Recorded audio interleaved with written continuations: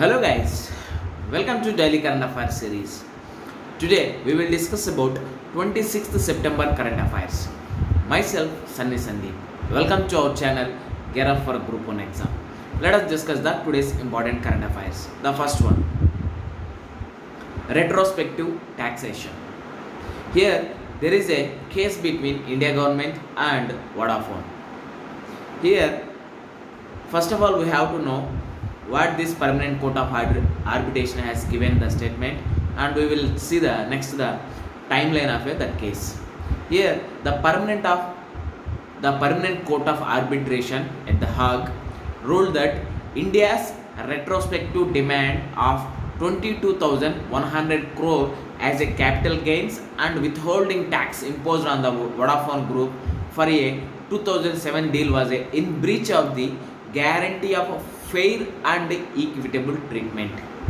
Here there is a long standing 2007 deal case. In that case, it that given that permanent court of arbitration given, it is a in breach of the guarantee of fair and equitable treatment.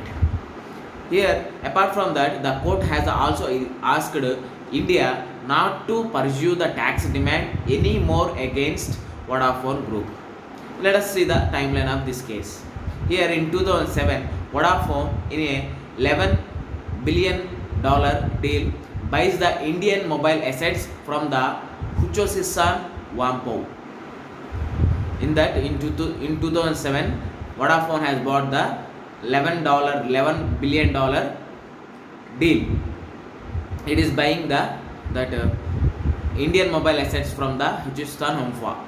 In that, India claims 3.79 billion, including about 2 billion in tax as well as the interest and penalties. After that, telecom company contests the decision. What is that? The decision is India is claiming that 3.79 billion dollars, including about $2 in tax as well as the interest penalties. That is opposed by Vodafone. In 2012, Supreme Court rules in favor of the telecom services provider. Government changes rules to enable the tax to deals that had already been concluded. Next one. In 2014, Vodafone went to Permanent Court of Arbitration. Vodafone initiated arbitration proceedings against India at The Hague. This is the timeline of this case, that is Vodafone 2007 case. In that, in other words, India lost that case. That is, in retrospective taxation, India lost that case. Here we have to see in this case in two different issues. First of all, India lost that case. No other retrospective taxation should be imposed on that Vodafone, and at the same time, if any cases related to this type case, they will approach again Permanent Court of Administration. In that case also India will lose. That's why we have to amend or we have to check in the retrospective taxation. Next one, Regional Rapid Transit System, that is RRTS. Here Durga Shankar Mishra is the Secretary of Minister of Housing Urban Affairs and Chairman, National Capital Region, that is NCR Transport Corporation, unveiled the first look of India's first RRTS train. Here NCRTC is a joint venture of the Government of India, that is in that 50% is there, and state governments of Haryana, NCT National Capital Region Delhi 12.5%, Uttar Pradesh 12.5%, and Rajasthan 12.5%. Central government, that is Government of India 50%, remaining 50% that shared by these four that is Government of Haryana, NCT Delhi, Uttar Pradesh and Rajasthan. Here it is mandated to design, construct, finance, operate and maintain RRTs in NCR and works under the administrative control of Ministry of Housing and Urban Affairs and Government of India. NCRTC is mandated to implement India's first RRTS NCR in National Capital Region. That's why we have to know about Regional Rapid Transit System, that is RRTS.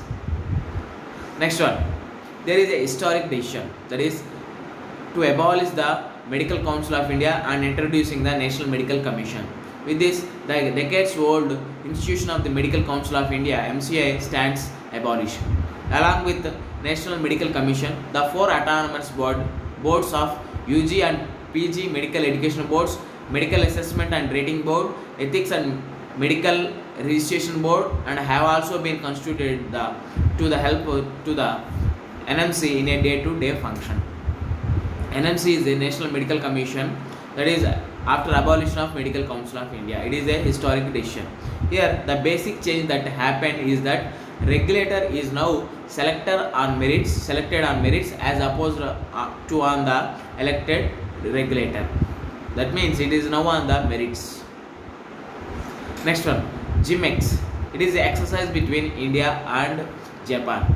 Here the fourth edition of India and Japan maritime bilateral exercise, that we will call it as a GMEX. It is conducted biennially between the Indian Navy and Japanese Maritime Self-Defense Force, that is JMSDF. It will be held in a North Arabian Sea from today 26th to 28th September 2020. Here, by this bilateral exercise, there is a improved relations between these two countries, that is India and Japan. Next one, it is a sad news, that is our legendary singer S.P. Balasubramanian, demise of this legendary singer. Sripati Panditarajula Balasubramaniam, he born in 1946, he died yesterday, that is September 25th, 2020. He is also referred to as S.P. Balu and SPB or Balu. He was a Indian playback singer and music director. He sang over 40,000 songs in over 16 Indian languages. He won the 6 National Film Awards for the Best Male Playback Singer for his works in 4 different languages like Kannada, Telugu, Tamil and as well as Hindi also. He was a recipient of Padma Shri. At the same time, he was a recipient of Padma Bhushan also in 2011 from the Government of India. With this, we can conclude our video. Thanks for watching. Like, share and subscribe to our channel. Gear up for Group 1 exam. This is Sunny Sandeep signing out. Take care and bye-bye.